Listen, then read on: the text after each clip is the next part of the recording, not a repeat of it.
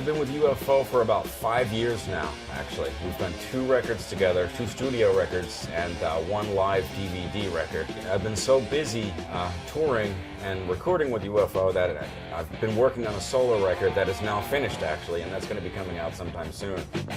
I have a recording setup in my house. I do everything there. I did all the guitars for the 2 UFO records there. I've done sessions for other people there, and I do my solo records there. Being in a band is definitely different than doing a solo thing.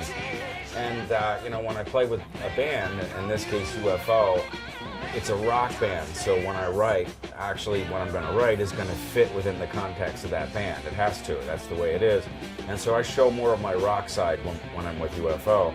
As a solo artist, you know, I can just kind of go off and dabble anywhere, explore, and go off in many different directions. When's the first time you saw it? Wow, that's really hard to say. It would have been back in the 70s. You have to go way back. Late 70s, way back. When I was like 3. Right. Flashy looking guitars, flashy looking women. It was right up my alley.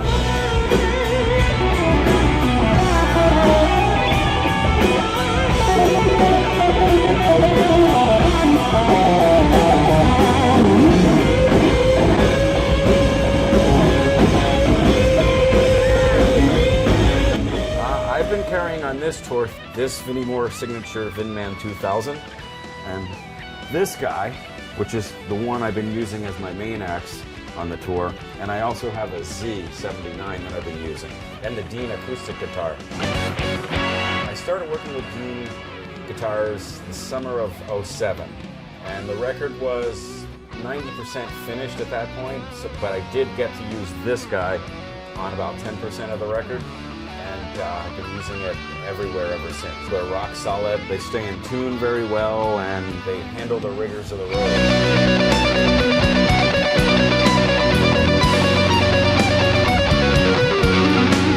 That the necks seems to be more stable than things I played in the past as far as temperature changes, humidity changes. When we first got together, nobody really knew what the concept was going to be for the guitar, and I'm glad we went this way. This is the only maple neck guitar at the moment. That was the first maple neck guitar we offered. We never made a maple fingerboard guitar, and I think people have really taken to that.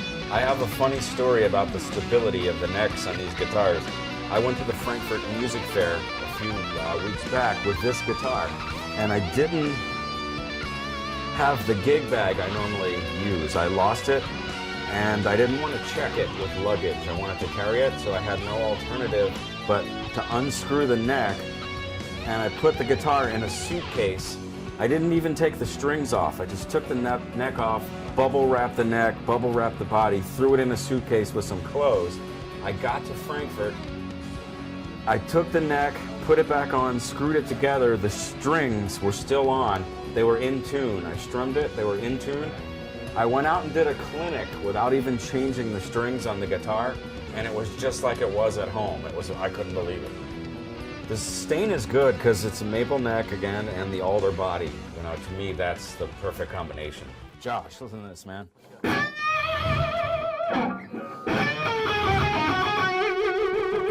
That's the new Vinman Shredhead pickup, dude. That's how we build them.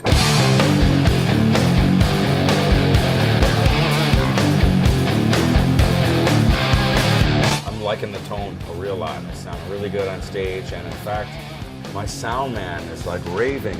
I've been using this mostly, and he's just raving about the sound of it. It's the best guitar I've played.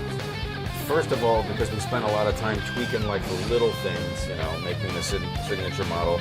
And just the stability factor, the sound, like it has all the elements that you need. And when it's in my hands, it feels so comfortable that it almost becomes transparent, which is good because you almost forget you're playing. And then when you kind of forget about the physical limitations or whatever, then you're just concentrating on the music and the creative aspects. So there's nothing in between, you know, what's from here and here coming out the hand. This is Vinnie Moore at UFO. Welcome to DeanGuitars.com. Cut.